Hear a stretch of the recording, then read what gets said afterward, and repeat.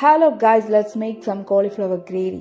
അപ്പോൾ ഇതിന് ആവശ്യമായിട്ടുള്ള കോളിഫ്ലവർ അത് നമ്മൾ അരിഞ്ഞിട്ട് കുറച്ച് മഞ്ഞൾപ്പൊടിയും കുറച്ച് വെള്ളം ഒഴിച്ചിട്ട് നന്നായിട്ട് വേവിച്ചിട്ട് ഒന്ന് ആറാൻ വയ്ക്കുക. അതിനുശേഷം വേറൊരു പാൻ എടുക്കുക. അതിലേക്ക് നമ്മൾ കുറച്ച് വെളിച്ചെണ്ണ, ഒരു 2 ടീസ്പൂൺ വെളിച്ചെണ്ണ ഒഴിക്കുക. അതിലൊരു 2 സവാള അരിഞ്ഞിട്ടിട്ട് നന്നായിട്ട് വഴറ്റുക. ഈ സമയത്ത് നമ്മൾ കുറച്ച് സോൾട്ട് ആഡ് ചെയ്യുക കേട്ടോ, പെട്ടെന്ന് വഴന്ന് കിട്ടാൻ വേണ്ടിയിട്ട്. അതിന് ശേഷം നമുക്ക് കുറച്ച് പട്ട, ഗ്രാമ്പു, ഏലക്ക ഇതൊക്കെ 1-2 മാത്രം മതി. അത് നമ്മൾ ആഡ് ചെയ്യുക, നന്നായിട്ട് വീണ്ടും ഇളക്കുക.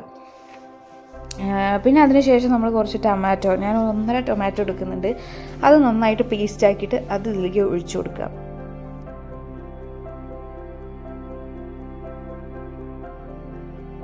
നമുക്ക് ഈ കറി എന്തിൻ്റെ കൂടെ വേണമെങ്കിലും കഴിക്കാം കേട്ടോ. പൊറോട്ട, ചപ്പാത്തി, നൂൽപുട്ട്, അങ്ങനെ എന്തിൻ്റെ കൂടെയെങ്കിലും കോമ്പിനേഷനായിട്ട് കഴിക്കാവുന്നതാണ്.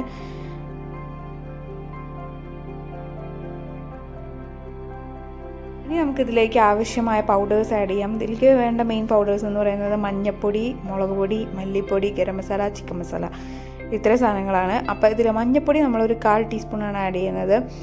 മുളക് പൊടി നമ്മൾ ഏകദേശം ഒരു 2 ടീസ്പൂൺ ആഡ് ചെയ്യുന്നുണ്ട്. പിന്നെ മല്ലിപ്പൊടി 1 ടീസ്പൂൺ, ഗരം മസാല, ചിക്കൻ മസാല ഇത് രണ്ടും നമ്മൾ 1/4 ടീസ്പൂൺ വെച്ചിട്ടാണ് ആഡ് ചെയ്യുന്നത്. ഇത്രയും പൗഡേഴ്സ് നമ്മൾ ആഡ് ചെയ്തതിന് ശേഷം നന്നായിട്ട് വഴറ്റിട്ടോ. നമ്മൾ ഈ സമയത്ത് നമ്മൾ തീ ഒരു ലോ ഫ്ലെയിമിലേക്ക് വെക്കുക, എന്നിട്ട് നന്നായിട്ട് വഴറ്റിയെടുക്കുക.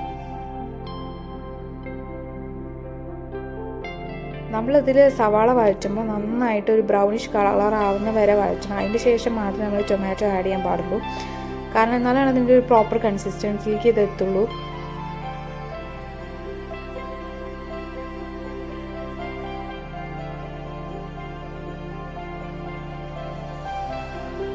ഓരോ പൗഡേഴ്സ് നമ്മൾ ആഡ് ചെയ്യുമ്പോഴും അത് നന്നായിട്ട് ഇളക്കി കൊടുക്കണം. അതിൻ്റെ പച്ചച്ചുവ മാറുന്ന വരെ നന്നായിട്ട് ഇളക്കിക്കൊണ്ടിരിക്കുക.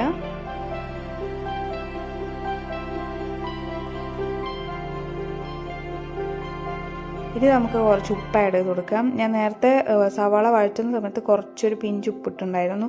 അപ്പോൾ അതിൻ്റെ ബാക്കി നമ്മൾ ആവശ്യത്തിന് ഉപ്പ് ആഡ് ചെയ്ത് കൊടുക്കുകയാണ്.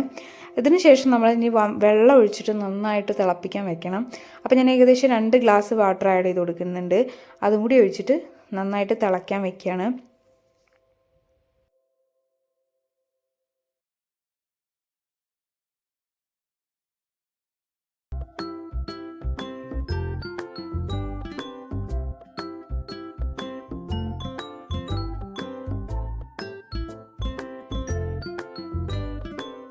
ഇപ്പോൾ ഏകദേശം നമ്മളുടെ ഗ്രേവി തിളച്ച് വന്നിട്ടുണ്ട്. അപ്പോൾ ഇതിലേക്ക് നമ്മൾ നേരത്തെ ഓൾറെഡി മഞ്ഞൾപ്പൊടിയും വെള്ളം ഒഴിച്ചിട്ട് തിളപ്പിച്ച് വെച്ചിരുന്ന കോളിഫ്ലവർ അത് ആ വെള്ളം ഊറ്റി കളഞ്ഞിട്ട് നമ്മളിതിലേക്ക് ആഡ് ചെയ്യുകയാണ്. ആഡ് ചെയ്തിട്ട് നമ്മൾ ഏകദേശം 5 മിനിറ്റ് നേരം അടച്ച് വെച്ച് വേവിക്കുക. അതിനുശേഷം ഇതിലേക്ക് നമുക്ക് കുറച്ച് കറിവേപ്പില ആഡ് ചെയ്ത് കൊടുക്കാവുന്നതാണ്. കറിവേപ്പില, മല്ലിയില ആഡ് ചെയ്യാം കേട്ടോ. ഞാനിപ്പോൾ ഇവിടെ കറിവേപ്പിലയാണ് ആഡ് ചെയ്യുന്നത്. അപ്പോൾ നമ്മുടെ കോളിഫ്ലവർ ഗ്രേവി ഇവിടെ റെഡി ആയിരിക്കുകയാണ്. ഇത് നമ്മൾ പൊറോട്ടയുടെ കൂടെയാണ് കഴിക്കുന്നത്. അപ്പോൾ ഇന്നൊക്കെ അത്രയേ ഉള്ളൂ. ബായ്.